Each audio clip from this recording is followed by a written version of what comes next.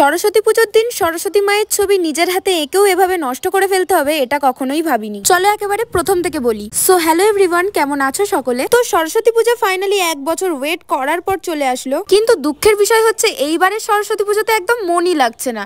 আর কবে যে অ্যাকচুয়ালি পুজোটা সেটা নিয়েও তো জোরদার কনফিউশনে ভুগছে মানুষজন। একদিকে কাপেলরা কোন দিন শাড়ি পাঞ্জাবি টুনিং করে ঘুরতে বেরোবে সেই নিয়ে টেনশনে আছে, মা কাকিমারা কোন দিন গোটা রান্না করবে সেই নিয়ে ভেবে পাচ্ছে না, আর এদিকে আমার মতো সিঙ্গেল পাবলিকরা কোন দিন পুষ্পাঞ্জলি দেবে সেই নিয়ে কনফিউশনে ডিপ্রেশনে ভুগছে। তাই এই বছরে কারোর মনেই সেরকম কোনো এক্সাইটমেন্ট নেই। তাই ঘরে বসে বসে ভাবলাম সরস্বতী পুজো উপলক্ষে একটা সরস্বতী মায়ের ছবি আঁকি। সেই জন্য প্রথমেই আমি পেন্সিল দিয়ে একটা সরস্বতী মায়ের ছবি এঁকে নিয়েছিলাম, আর সেটার ব্যাকগ্রাউন্ডের কালার হিসেবে ব্লু কালারটা অ্যাপ্লাই করেছিলাম। ব্যাস আর কি, তারপর এখানেও কনফিউশন চলে এলো। মানে সরস্বতী পুজোতে কনফিউশন আর পিছন ছাড়ছে না।